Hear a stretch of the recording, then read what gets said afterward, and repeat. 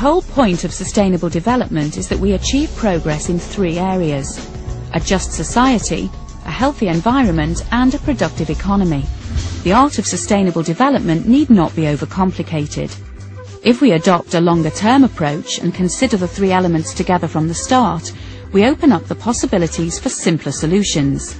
This will make us better policymakers and improve our delivery and operations as we find new, exciting and unexpected solutions to the challenges we face.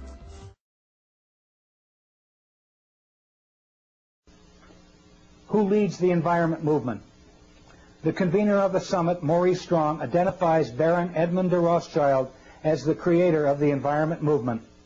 Here are his own words describing Rothschild as the positive synthesis of environment on the one hand and growth and development on the other. Listen carefully as Maurice Strong introduces Baron de Rothschild. So there is no better person. He epitomizes in his own life that positive synthesis between environment, conservation on the one hand and economics on the other. And I'm just delighted to have this opportunity of introducing to you Edmund de Rothschild.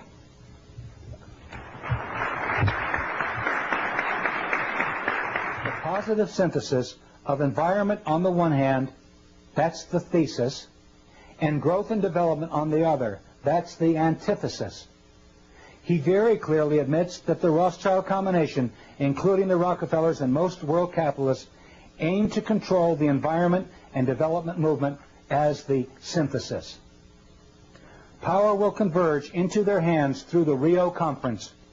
The synthesis, the head of the power, merges into the House of Rothschild. Dealing with environmental problems isn't a matter of just pumping a little extra money in here and there. It's a matter of changing our priorities, changing the way in which we make our decisions. As the business leaders at Rio said, changing course, changing the way our industrial civilization sets its priorities. Now, why aren't we doing that? In my view, there's a deep moral and ethical dimension here.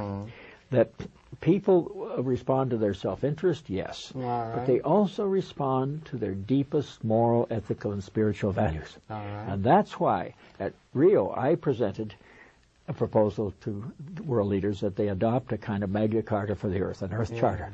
Agenda 21? No, well, that was the practical agenda for implementing it. No, I proposed that they adopt an Earth Charter, a statement of moral and ethical principles to guide the conduct of people and nations towards the Earth and towards each other.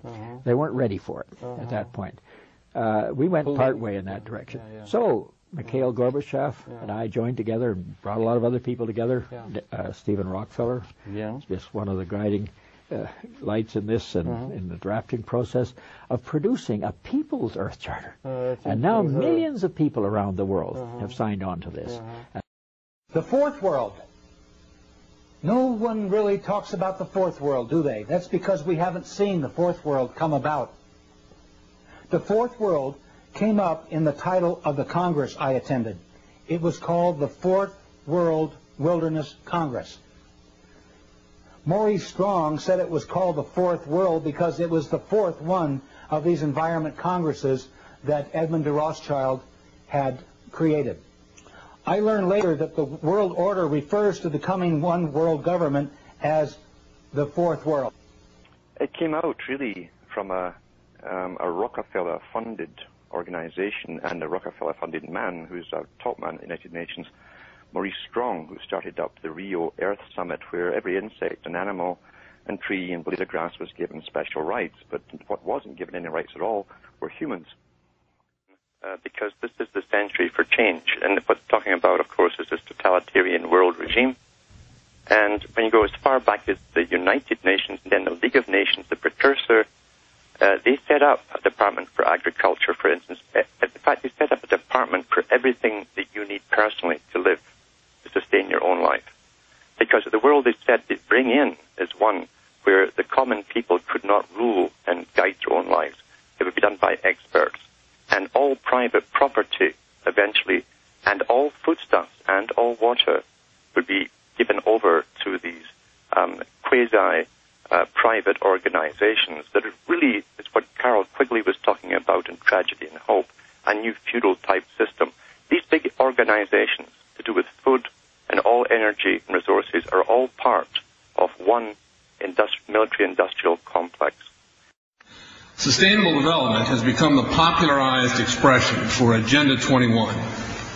Agenda 21 is the 1992 United Nations Rio Declaration on the Environment and Development. It is the agenda for the 21st century you're living in today. For a brave new world where everything that you cherished and held true will no longer exist. Agenda 21 defines itself as the comprehensive plan of action to be taken globally, nationally, and locally by organizations of the United Nations. Sustainable development is the philosophy designed to bring human beings across the globe under the full control of a narrow human elite. It's a 40-chapter document to basically control the world. It's based entirely on socialist control mechanisms. Sustainable developers have designed a global movement coordinated through a global to local action plan to create world government in accordance with certain objectives. I want to tell you about a few of the things that I have learned during these last 5 years of intensive research. Perhaps the most startling thing that I can share with you is that all of the conspiracy theories that you've ever heard about one world government, about the UN takeover of the world, all of those conspiracies have now been laid to rest. There's nothing conspiratorial about it. It's all published. The UN-funded Commission on Global Governance began meeting in 1992 in earnest and met for 4 years, and last fall released their final report. It is entitled Our Global Neighborhood. The World Trade Organization was created in 1995 by the same institutions, the same powerful central banks that created the United Nations and empowered it in the late 1940s. They seek to destroy national sovereignty, not just in America, but worldwide, and rein it in under the control of a huge dictatorial machine. And their track record is clear. They are nothing more than servants of the corrupt global establishment, serving their every whim, dividing up the property on the global plantation. This is a map of the Wildlands Project. To explain the map, the red are areas that are to be off limits to human beings. No resource development, no human activity. If you live there, you won't. The yellow areas are the areas for major control of all human activity. If you live there, you won't. The black areas, the black dots, are the smart growth zones. That's where human beings are to be stacked and packed in small living units along rail tracks. The Smart Growth Program ultimately has jobs assigned and children cared for by the state. The document calls for literally reducing the human population by as much as 2/3 to 3/4 in the next 30 to 50 years. It could set aside up to 1/2 of the American landscape into wilderness areas interconnected by wilderness corridors, all surrounded by human buffer zones in which human activities are highly regulated.